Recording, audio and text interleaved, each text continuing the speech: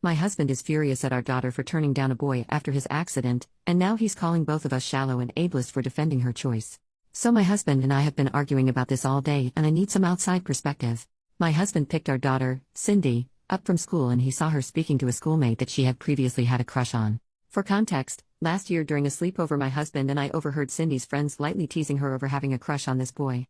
My husband also gently teased her with some innocent jokes like Cindy and boys sitting on a tree kissing type of silliness, and he sometimes brings it up randomly to tease her, like asking her if she wants to invite her boyfriend when we go on family outings. She never actually dated him or is even friends with him as far as we know. Her dad just likes to tease her. Anyway, apparently over the summer the boy was injured in an accident and he missed the first couple of weeks of school as a result. When my husband was picking her up, he saw them talking and noticed that the boy had significant scarring on his face and hand. When he asked her what happened to him and what they were talking about, saying that the boy looked disappointed, she explained to him about his accident and that he was just asking her out on a date but that she turned him down. My husband was furious at her and scolded her for being so shallow as to reject him because his appearance has changed. Cindy was crying when she got home. She told me all this and insisted she was polite when turning him down and was just not interested in him like that anymore. I told my husband to apologize to our daughter and that he never should have made her feel bad for turning down anyone's romantic advances. I told him that our daughter is old enough to decide who she is attracted to and it would be cruel of her to have said yes out of pity, thus leading him on. My husband is now saying that he sees me differently and that I should be ashamed for teaching Cindy to be a shallow monster and ableist. He is also angry that I undermined him when he was scolding our daughter and says we should not undermine each other's authority when disciplining our child. I was not doing it to undermine him. I just think it's not healthy to make our daughter feel guilty and shamed for not being interested in someone. I do feel bad for the boy, but I don't think it is anyone's place, neither mine nor my husband's, to tell Cindy she has to date someone or she's a bad person. Am I out of line for thinking this? Because my husband seems to think so. Update 2 days later. Hi everyone. I got a lot of responses yesterday and I thought I should update on what happened since I posted. I wanted to address some things first that I saw in the replies. 1. Many comments were either implying or outright saying that if my daughter's reasons for turning down the boy, I'll call him Sam, were primarily because of the change in appearance after his accident, then that would mean my husband was right that she was a shallow monster and I was enabling her. This didn't sit right with me and hurt to hear. But people also pointed out that if the roles were reversed, and it was my daughter whose appearance had changed and was then rejected by a boy, then I would probably be livid at the boy, right? These comments stuck with me and really made me think more deeply about this whole situation, and I'm really glad I was asked these things because it made me realize what lessons I wanted my daughter to get from this situation.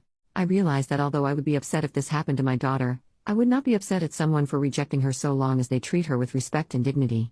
I would be upset at the unfair situation she was in, but I would never expect some random person to make it their mission to rectify this injustice at the expense of their own autonomy. I would instead comfort my daughter and explain to her that people are like puzzle pieces, not all of them fit together, and that just because a boy she liked wasn't her puzzle piece does not make her any less valuable or beautiful, and one day she might find someone who does fit well with her. 2. The lesson I wanted my daughter to learn from this was that she was not shallow for rejecting someone romantically regardless of the reason, even if it was physical. That everyone is owed human decency and respect, but not romantic affection. Denying someone equal respect and dignity because or their appearance would be shallow, but she did not do that. Her romantic affection is not a commodity to be distributed, it belonged to her and she is not obligated to be fair when it comes to who she wants to share it with. It belonged to her alone, and is a privilege she gets to bestow on someone she likes and who treats her well. 3. A lot of the comments really made me realize how important it is for Cindy to feel like her consent matters, because what could start with just going on a date she doesn't want to go on, could one day escalate into her being pressured or coerced into dangerous and traumatizing situations or abusive relationships. Thank you so much to the commenters who shared their stories, which helped me realize how important this was. 4. Some people claimed that I would likely leave my husband if his appearance changed, but sorry to disappoint you guys because I would never do such a thing.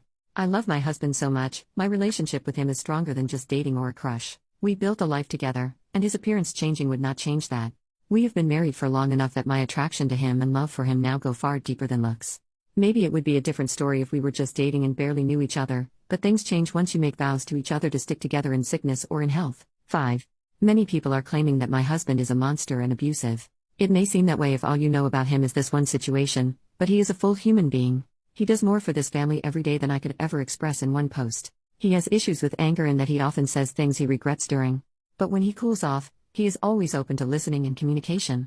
I know now how damaging his teasing of Cindy about Sam was last year, and I will make sure that doesn't happen again, but I assure you all that this is something he has done out of ignorance and not malice. He loves Cindy to bits and would never intentionally do something to harm her. Okay, onto what happened yesterday. Husband woke up and left the house early, so I didn't get a chance to talk to him. When Cindy woke up, I made sure she was okay and told her I wanted to talk to her about what happened the day before. Her friend's mom gave her a ride home and she got here before my husband did, so we were able to have a heart-to-heart. I told her that she doesn't need to explain to me or anyone why she changed her mind about Sam, and I explained to her all the things I mentioned above. That Sam was going through something very hard and she should be kind to him, but she does not owe him a date if she is not interested in him romantically. That she isn't shallow and should never feel pressured to do something with someone she doesn't want to do, and that her dad was upset and said things he didn't mean. Even so, he still loves her and so do I. She was starting to cry, so I held her for a while. She told me she was upset more than anything that her dad thinks of her as a bad person. This broke my heart, and so I told her I would talk to Dad about this when he gets home. When my husband got home, I told him we needed to talk about yesterday. He didn't want to at first, but I insisted and told him it was about Cindy's well-being, as she was still upset about it and even thinks that her own father thinks she is a bad person. This upset him and he said of course he didn't think that.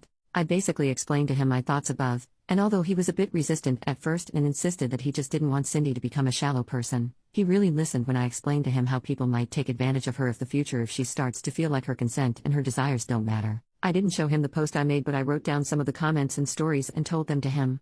I told him they were stories I found on Reddit from people who experienced something similar. I didn't show him my post because so many comments were unfairly painting him as a monster and I was worried it would make him defensive.